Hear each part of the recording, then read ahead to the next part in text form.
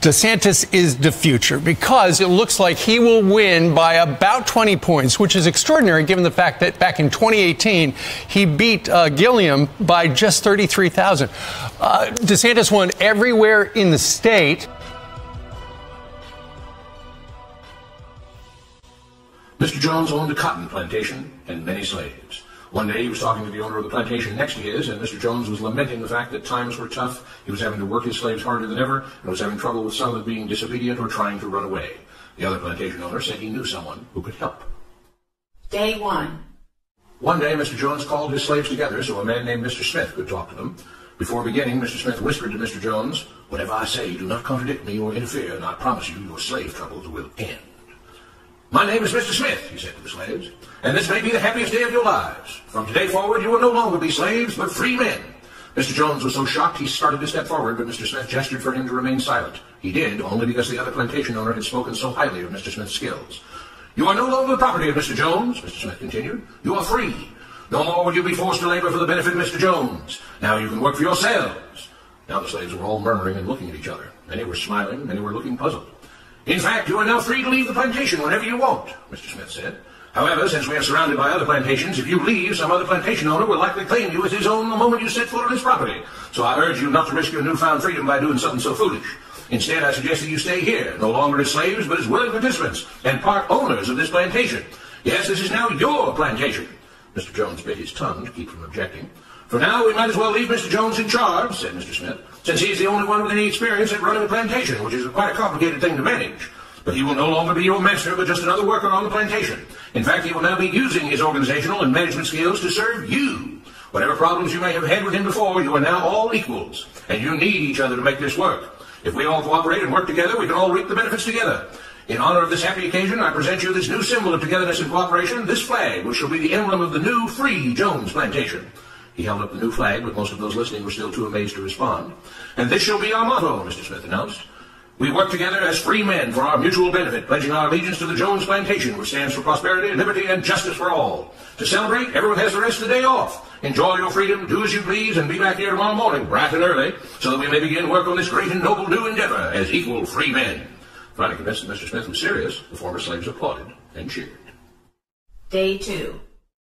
"We all want this plantation to do well," Mr. Smith said at the beginning of the next meeting, "so we can all share the benefits. We all know that it takes a lot of effort to make a cotton plantation work. Just because you're all free doesn't mean you can stop working. In fact, since you're now working for yourselves, I expect you to work even harder than ever before, but now with pride and joy, knowing that you're working for yourselves.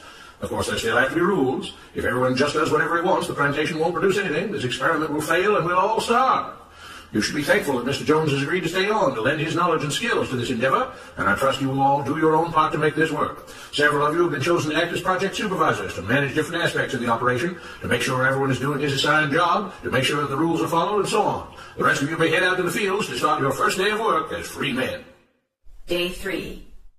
The next morning, Mr. Smith had a grim expression on his face as the daily meeting began. "I have an unpleasant duty to do today," he said. "Yesterday, Charles was caught keeping some of the cotton he picked, presumably to sell for his own personal profit. That is against the rules. That is stealing. For that, Charles must be punished." Two men tied Charles to the whipping post. "I take no joy in this," Mr. Smith continued, "but you must understand, if we do not maintain order, if we do not have rules that we all abide by, then the plantation will fail, and we will all suffer." The whip cracked against Charles' back. "But if we all pitch in for the common good, then we can all prosper. Being free doesn't mean you should be selfish and greedy. We must each do our assigned duties and obey the rules, and then we can all benefit, and each of you will receive your appropriate share of the profits." A young man named Samuel stepped forward. "But if you and Mr. Jones decide the rules and whip us if we disobey, how is that any different from what we had before?" "How can you say that?" Mr. Smith asked. "I'm shocked. You were a slave before, and now you're free. Things still need to be managed and organized by those best qualified to do so. Do you know how to run a plantation, Samuel?" "Well, no," he answered. "But if we're free, why do we get no say in what the rules are and how things work?" "I'm surprised at your ingratitude," Mr. Smith answered. "None of you know how a plantation is run, so you're in no position to be making decisions about how things are done here. You don't seem to appreciate all the things that Mr. Jones provides for you, from protecting you from all the outside threats that you know nothing about, those who would come here, capture and enslave you if not for Mr. Jones' protection, to making sure that you all have food and housing, tools to work with, you're cared for when sick and injured, and so on. There wouldn't be a plantation at all, no cotton to pick, no land to plant and harvest, if not for him. You should be grateful that he's made possible the level of comfort you now have. Your lives would be far worse if not for him. Nevertheless, as free and equal participants in this endeavor, from now on at each meeting, any worker may have 2 minutes to ask questions or voice suggestions or complaints. With that, the workers all seemed satisfied and headed out again to the fields to pick the cotton. Day 4. I have a big announcement, Mr. Smith said as the daily meeting began. Mr. Jones' cousin is here, and not just to visit and see how our project is coming along. It has been decided that from now on, you will be deciding who will manage the plantation. Of course, this job can't be done by just anyone, but every 3 months we will have a special meeting at which all the workers will vote on whether we think Mr. Jones should run the plantation or whether we think his cousin, Mr. Johnson, should run the plantation. That means that ultimately you are in charge because you will be deciding which man you want running things on your behalf. If you don't like the way things are being managed, you now have the power to change it. Amazed and pleased, the workers headed out again to the fields to pick the cotton. Days passed, months passed, a year passed, and the plantation continued to operate as before. Sometimes Mr. Jones was in charge, sometimes Mr. Johnson was in charge, but the day-to-day routine stayed exactly the same. The workers worked hard, long hours every day, and still had little to show for it. Every day the meeting would begin with them all reciting the Jones Plantation motto, "We work together as free men for our mutual benefit, pledging our allegiance to the Jones Plantation, which stands for prosperity, liberty, and justice for all." You call that human rights, China? I call it human wrongs. Comedy. Sundays on TNT. It's a picture-perfect match made in comedy heaven. Maya Rudolph as Senator Kamala Harris. Oh, I couldn't agree more. Maya earning an Emmy Award nomination this year for her popular portrayal on SNL. And this morning, as Joe Biden names Harris as his running mate, the world is ready for Rudolph. I'm also America's cool aunt. A fun aunt. I call that a funt. Maya Rudolph trending on Twitter shortly after Biden's announcement. "Miss Rudolph, your country calls. We require your service." One day, Mr. Smith announced, "Samuel is asked to say a few words this morning, and whatever the rest of us may think of his ideas and opinions, we are all free here, and that means we are all allowed to speak our minds. So, Samuel, you have 2 minutes. Begin." Samuel stepped forward, looking scared. "I was excited when all this started," he began, glancing nervously at Mr. Smith and Mr. Jones. "But don't you all see what's happened here? Nothing's changed. We're all still slaves." There were grumbles of disagreement from the crowd. "They tell us what to do and whip us if we don't. They still make all the rules and punish us if we disobey. They let us make suggestions and complain about things, but they never really change anything. They let us choose between Mr. Jones and Mr. Johnson, but what's the difference? The situation stays the same. We do all of the work and they take as much as they want and decide how much they'll let us keep. They live in luxury, made rich by the cotton we pick. We do all the work and have to build our own huts, grow our own food, and take care of ourselves. They leave us just enough that we don't revolt or run away. This is not freedom. We're all still slaves. They've only changed the words they use, but nothing else has changed. They say we're all free and equal, but we're not. They command and we obey. That's not freedom. That's not equality. They say we're free to leave, but all that means is that we're free to be someone else's slave. Why should we work or obey the rules? We didn't agree to this. They made the system. They forced it on us. They control and rob us and call it freedom. They've deceived you into thinking that being able to choose which slave master you'll work for is the same as being free. It's not. Open your eyes. If you keep what you produce, they call it stealing. When they take what you produce, they call it sharing and fair distribution. Can't you see that this is all your time? He's up, Samuel, Mr. Smith announced calmly. At his gesture, 2 supervisors grabbed Samuel by the arms and led him to the whipping post. "I'm sorry, Samuel, but you've broken the rules. There are rules against encouraging others not to work and encouraging others to break the rules. You're only hurting all of us with your discontentment and your complaining and your disobedience." The whip fell and Samuel let out a grunt. "Without rules, without order, all would be lost. Without law, there would be chaos. We can't just behave as wild animals, each doing whatever he pleases. We must all follow the plan and all do our duty for the betterment of everyone. And those who do not must be punished." You think rap lends itself to acting as well? Well, I think a lot of rappers are great liars. I'll just keep it Really? a buck. Yeah, a lot of them are great liars, and I think that translates on screen. Like, I am a god. Everybody says, who does he think he is? I just told you who I thought I was. A god. I just told you. That's who I think I am. I had plastic surgery because I was trying to look good for y'all. I got liposuction because I didn't want y'all to call me fat. About slavery for 400 years. For 400 years, that sounds like a choice. Like, you was there for 400 years and it's all of y'all?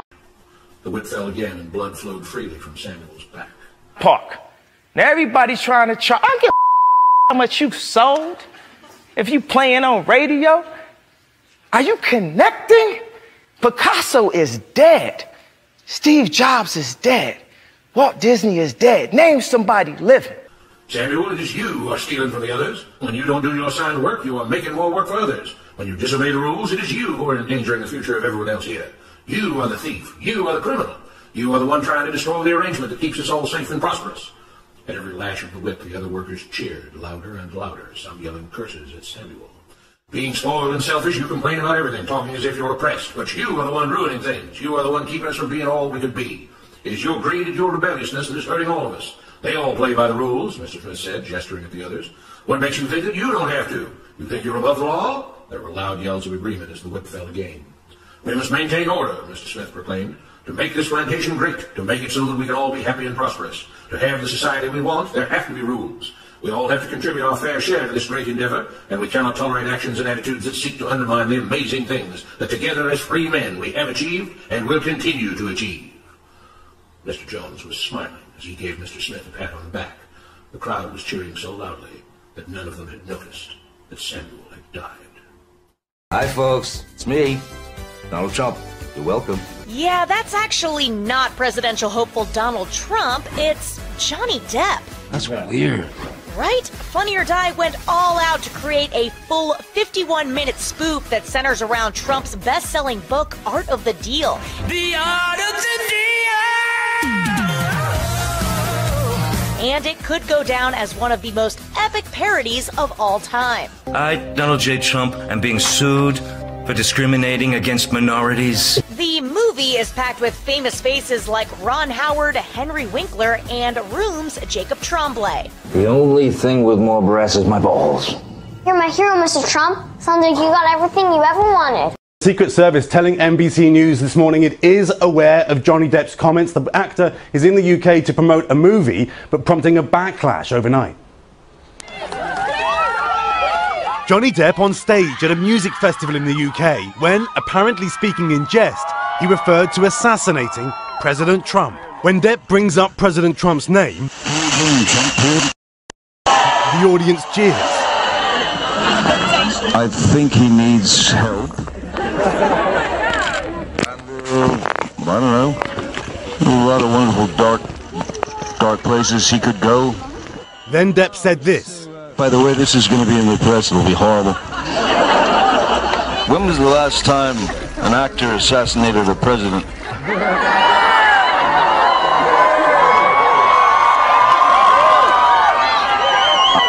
Now, I want to clarify. I'm not an actor.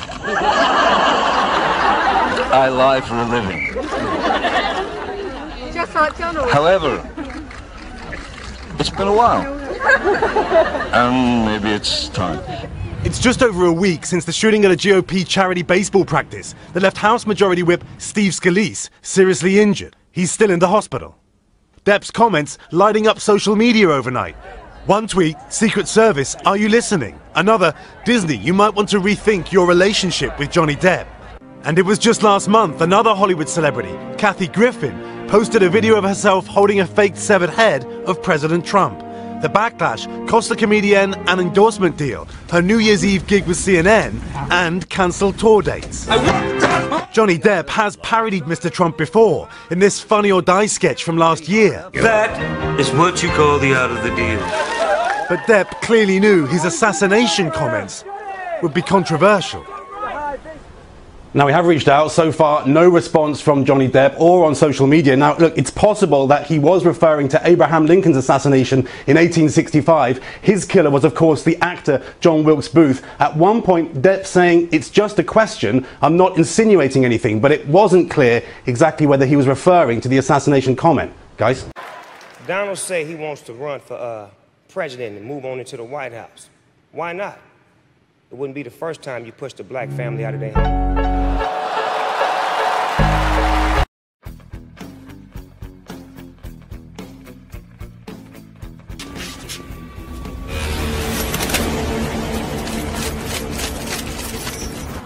The sharing of biased and false news has become all too common on social media. More alarming, some media outlets simply aren't true without checking facts first. Unfortunately, some members of the media use their platforms to push their own personal bias and agenda to control exactly what people think, and this is extremely dangerous to our democracy. Barack and I were raised with so many of the same values. Like, you work hard for what you want in life, that your word is your bond, that you do what you say you're going to do. My parents impressed on me the values that you work hard for what you want in life, that your word is your bond, and you do what you say and keep your promise. That you treat people with dignity and respect, even if you don't know them and even if you don't agree with them. That you treat people with respect. They taught and showed me values and morals in their daily life. That is a lesson that I continue to pass along to our son. And we need to pass those lessons on to the many generations to follow.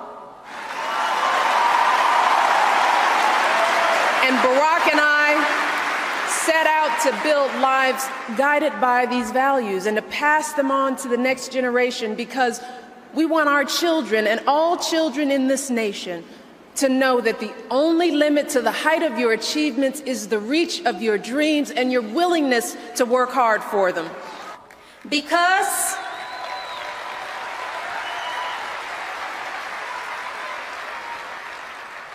we want our children in this nation to know that the only limit to your achievements is the strength of your dreams and your willingness to work for them. Washington's biggest mystery since Watergate. What kind of dog will the Obamas choose? Our resident veterinarian, Dr. We have to pass the bill so that you can find out what is in it. And look, this is one time. Forget the conspiracy. Listen to our government agencies. These guys are telling the truth. You know, there's no conspiracy here, folks. Just get your damn vaccine. All right, thank you, Doctor. Thank you. Mercury-containing vaccines may help, not harm kids, according to 2 new studies in the journal Pediatrics. There have been widespread concerns that mercury-based preservatives in vaccines might impair the neurological development of children. These new studies suggest that the opposite, that the preservatives may actually be associated with improved behavior and mental performance. I think people should be careful when they wish war on China. You know, if China were to revalue its currency, or China is to start making, say, toys that don't have lead in them or food that isn't poisonous, their costs of production are going to go up, and that means prices at Walmart here in the United States are going to go up too. So I would say China is our greatest friend right now. They're keeping prices low, and they're keeping prices. Today, 6 corporations control all major media in the United States, including the principal television networks. These 6 corporate entities, in turn, control the information being broadcast on a daily basis. The average American adult watches more than 4 hours of television each day. The constant flow of entertainment, news, and information that is consumed by the American public shapes their perception of the reality in which they live. By controlling the dissemination of information, broadcasters and their corporate heads are able to control the masses. The constant, carefully shaped messages on television guide the public to predetermined conclusions. You guys have got to try the cold chai. I've had it. Well, I thank Mike Johnson, the great conservative champion we have here. Madam Speaker, the sons and daughters of America are not foot soldiers for your party's inept geriatric despot. They are not expendable pawns to be dispatched at the whims of an idiot, tossed carelessly around the world to godforsaken caves and bloody sandboxes. They are Americans, worthy of honor and dignity. The only salute from them Joe Biden deserves involves one finger. Are we rolling tape on that? We are not merely transferring power from one administration to another, or from one party to another, but we are transferring power from Washington, D.C., and giving it back to you, the people. And we give it back to you, the people. For too long, a small group in our nation's capital are corrupt, has reaped the rewards of government, the rich, while the people have borne the cost. The oppressors of generations who have kept you down with myths of opportunity.